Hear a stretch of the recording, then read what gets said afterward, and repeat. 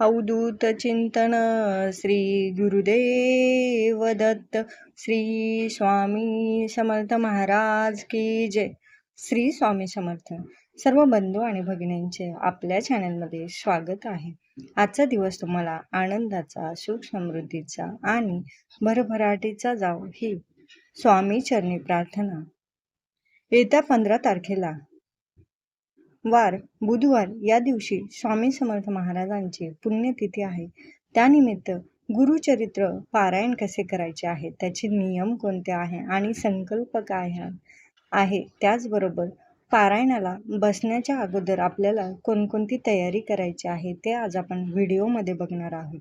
तर समजा तुम्ही 8 तारखेला पारायणाला बसणार आहात, तर 14 तारखेला आपलं पारायण हे पोथी पूर्णपणे पठण होईल आणि 8व्या दिवशी म्हणजे 15 तारखेला आपलं समाप्ती होईल. तर 8 तारखेच्या अगोदर म्हणजे 7 तारखेला मंगळवारी आपल्याला सायंकाळच्या वेळेला साधारण 4 कुत्रे आणि एका गाईसाठी आपल्याला गव्हाच्या चाणक्या बनवायच्या आहेत. त्याच्यावरती तुम्ही थोडंफार गोडाधोडाचं काहीही भाजी पोळी किंवा तूप साखर यासारखे थोडेसे पदार्थ ठेवून त्या चाणक्या आपल्याला 4 कुत्र्यांना आणि एका गाईला ह्या आदल्या दिवशीच खाऊ घालायच्या आहे, पारायणाला बसायच्या आदल्या रात्री. तर दुसऱ्या दिवशी तुम्ही केव्हाही बसू शकता.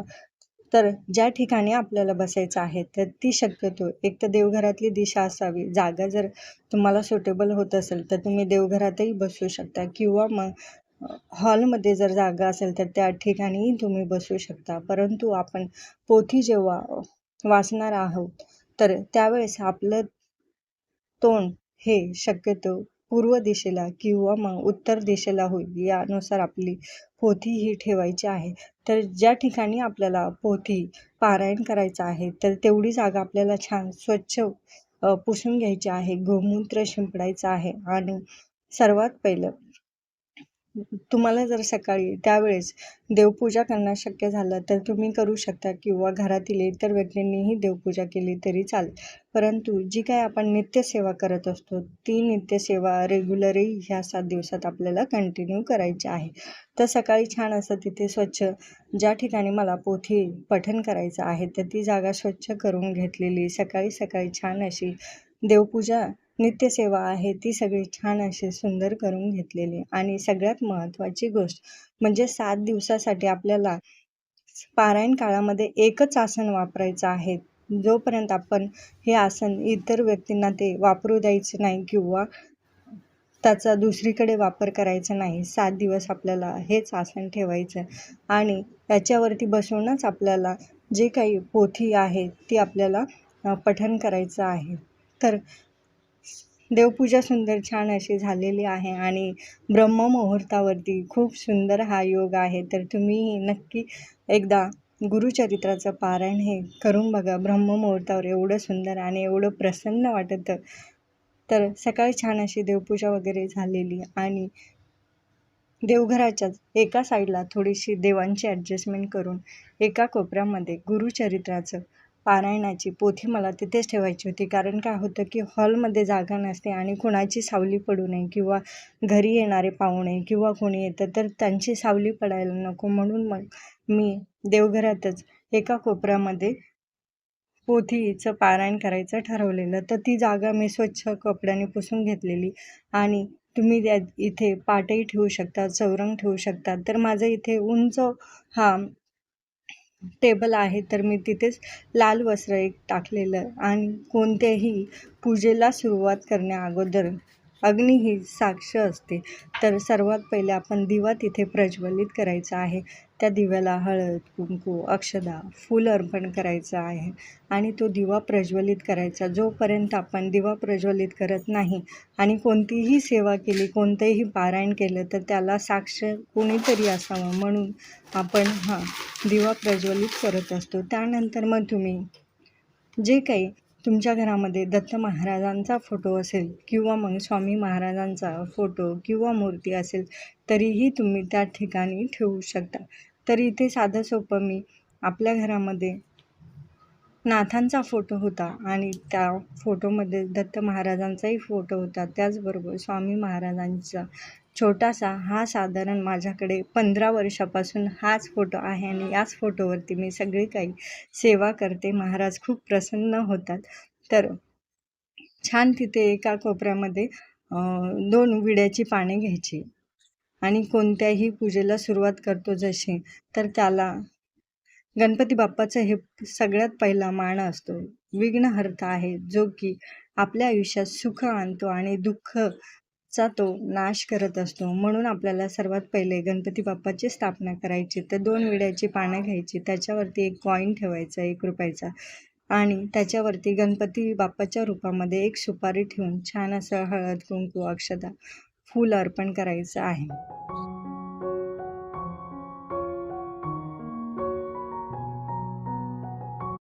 त्यानंतर जी काही आपली पोथी आहे तीही आपण एका कापडामध्ये ठेवायची आहे. म्हणजे जेव्हा आपण पठण करणार आहोत तेव्हा आपण ते कपडा काढून आपण त्याचं पठण करायचं आणि जेव्हा पठण झालेलं आहे, आपलं अध्याय पूर्णपणे कंप्लीट झालेला आहे, तर त्यानंतर आपल्याला गुरुचरित्र अध्याय जे काही पोथी आहे ती पूर्णपणे आपल्याला झाकून ठेवायची आहे. दिवसभर त्याला आपल्याला उघडं ठेवायचं नाही.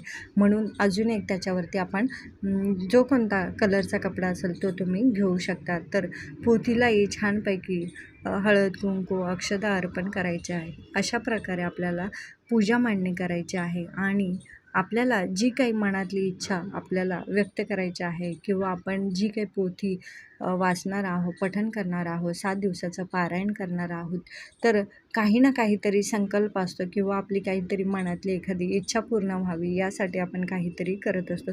किंवा एकदम साधं सोपं जर म्हणायला गेलं तर निर्विघ्नपणे आपली ही 7 दिवसाचं पारायण छान व्यवस्थित व्हावं यासाठी आपण महाराजांना प्रार्थना करत असतो.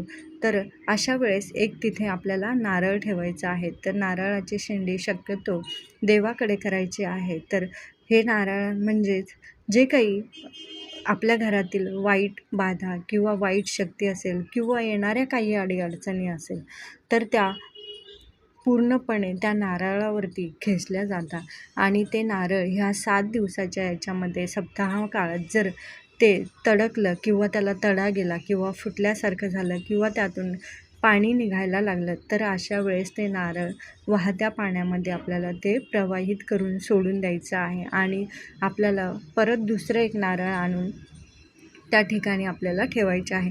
जोपर्यंत नारळ व्यवस्थित राहत नाही तोपर्यंत आपल्याला ही अशी सेवा करत राहायची. म्हणजे नारळ व्यवस्थितच आपल्या घरात पूजेच्या वेळेस राहील अशी शक्यतो आपण काळजी घ्यायची आहे.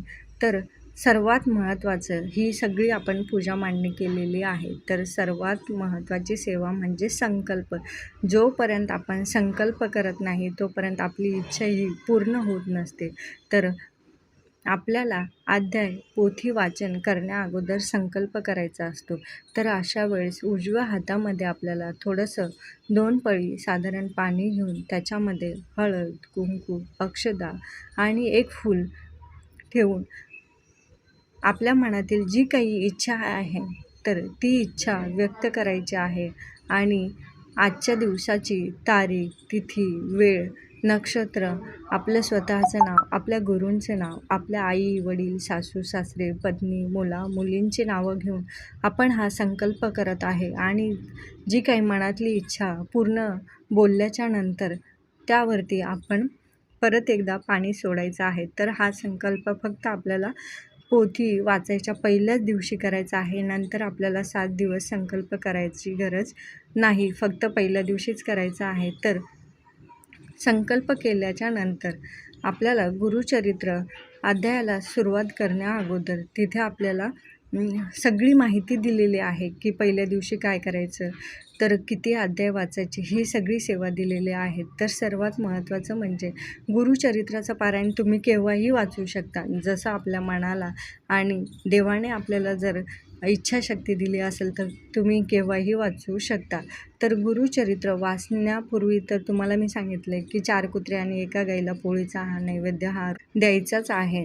आणि जेव्हा आपण गुरुचरित्राचं पारायण वाचायला बसणार आहोत तर सर्वात पहिले एक माळ स्वामी समर्थ महाराजांची, एक माळ गायत्री मंत्र आणि गणपती अथर्व शीर्ष, स्वामी स्तवन ही सगळी सेवा आपल्याला रोज 7 दिवस करायची आहे. जेव्हा आपण अध्याय वाचायला सुरुवात करणार आहोत तेव्हा आपल्याला ही सगळी सेवा करायची आहे. गुरुचरित्र तुम्ही केव्हाही वाचू शकता, फक्त दुपारच्या 12च्या वेळामध्ये आपल्याला गुरुचरित्र पठण करायचं नाही, कारण ती वेळ ही दत्त महाराजांची भिक्षाची वेळ आहे. तर परान्न शक्यतो घेऊ नये. आई वडील, आई, बहीण, पत्नी किंवा मुलीच्या हातचं तुम्ही अन्न खाऊ शकता, परंतु दुसऱ्या व्यक्तीच्या हातचं तुम्ही अन्न खाऊ शकत नाही आणि एकच अन्न खायचं या 7 दिवसामध्ये. मग तुम्ही गहू खा, बाजरी खा, ज्वारी खा किंवा मग तांदूळ, तर त्या अशानुसार तुम्ही एकच धान्य हे खायचं आहे. आणि रोज सायंकाळच्या वेळेला आपल्याला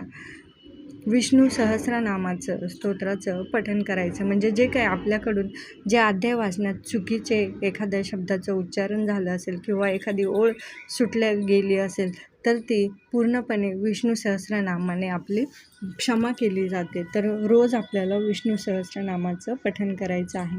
तर जेवढे काही 7 दिवस आपल्याला किती अध्याय वाचायचे हे सगळे अध्याय यामध्ये दिलेले आहे. पहिल्या दिवशी किती, दुसऱ्या दिवशी किती आणि तिसऱ्या दिवशी किती, याप्रमाणे तुम्ही अध्याय हे पठण करू शकता.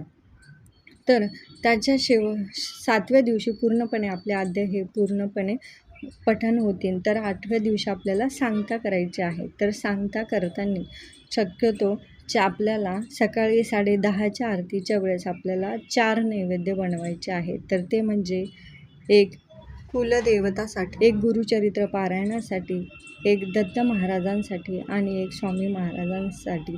अशा प्रकारे आपल्याला ही 7 दिवसात आपलं पारायण कंप्लीट करायचं आहे आणि 8व्या दिवशी आपली छान अशी सांगता करायची आहे. तर आजचा व्हिडिओ तुम्हाला आवडला असेल आणि आजची माहिती जर तुम्हाला आवडली असेल तर नक्की लाईक, शेअर आणि सबस्क्राईब करा. धन्यवाद.